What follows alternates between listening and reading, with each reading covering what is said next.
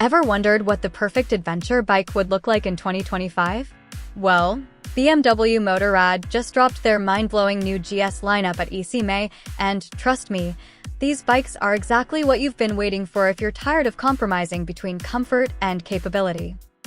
Whether you're planning that epic cross-continent journey or just want to dominate both highways and dirt trails on weekends, stick around as we dive into these game-changing machines that are redefining what adventure bikes can do.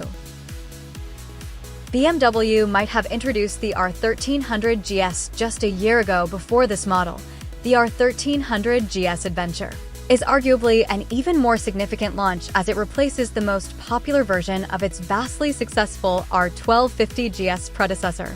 Even sitting alongside the all-new R1300 GS, the R1250 GS Adventure has been a tough act to beat when it comes to sales success.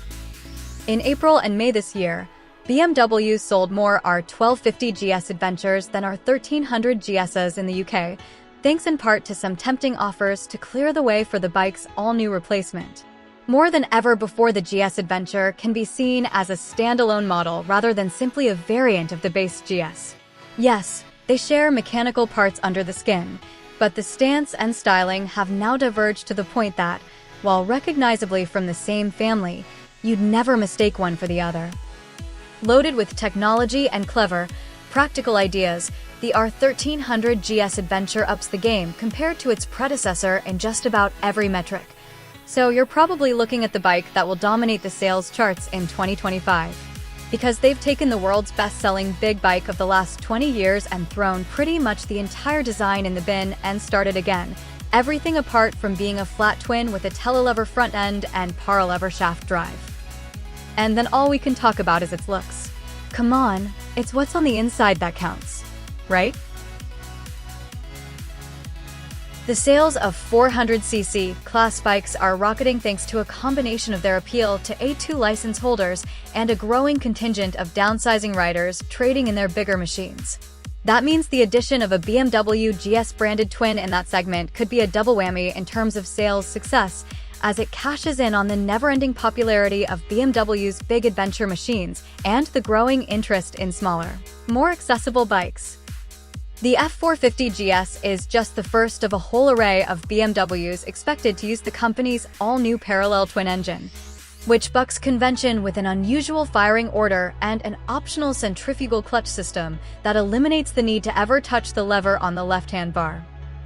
Despite the 450 name, BMW's new parallel twin is actually a 420 cubic centimeters unit to be made in India by TVS, the company that already builds BMW's G310 singles.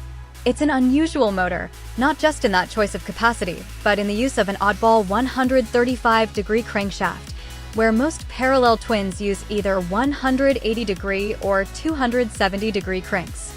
That 48 horsepower power peak arrives at 8,750 revolutions per minute, along with 31.7 lb-ft of torque at 6,750 revolutions per minute, and there's a balancer shaft to smooth out the uneven throb of the unusual firing interval from that 135-degree crankshaft.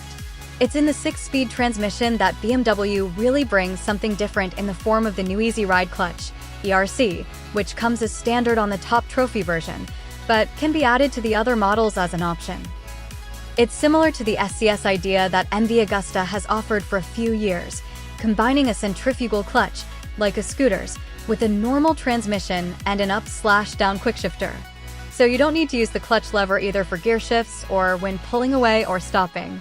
The result is similar to Honda's e-clutch, but without the complex, servo-operated clutch actuator. The clutch lever is there if you want to override the system, but it's not required in normal use. BMW is promising a sophisticated ergonomic triangle and optimal ergonomics for the F450 GS with a choice of 3 seat heights. The standard 845mm version can be swapped for optional 830mm or 865mm versions, and the possibility to raise the bars by 20mm with an optional bar riser.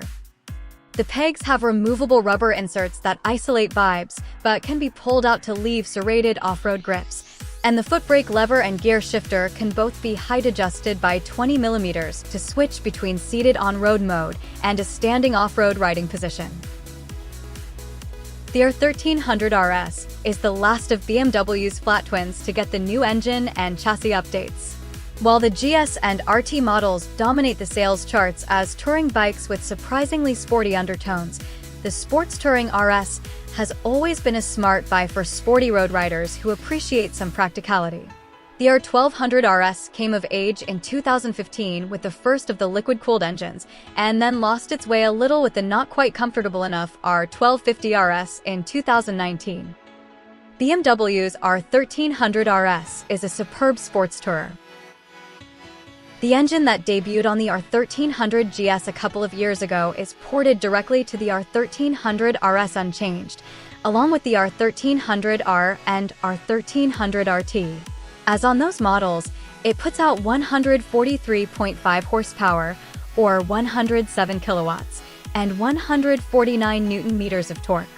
The engine, designed on a clean sheet for the R1300 range, is lighter and more compact than its predecessor despite the 46 cubic centimeters capacity increase and nearly 10 horsepower more peak power. Changes include a bigger bore and shorter, 73mm stroke, plus a completely new transmission that's now packaged underneath the engine rather than behind it. That means the clutch is at the front, not sandwiched between the engine and gearbox, and the whole unit is much shorter than before. As on the rest of the bikes in the R1300 range, the engine can optionally be combined with BMW's Ace semi-auto transmission, which can operate in both fully automatic and manual modes, the latter using a foot shifter that replicates the familiar up and down action we're all used to. So much easy power everywhere, always a choice of gears no matter how much you mess up, and a power delivery that makes riders smile all the time. I really love this bike. Easily the best of the new R1300 series. The 2025 engine is smoother and less noisy than the R1300 GS. As always, the shaft drive is barely noticed on the road while the rider goes as nuts as they dare and still gets 200 miles to a tank of fuel. Try one now. Seriously, it'll change your view on pretty much everything motorcycling.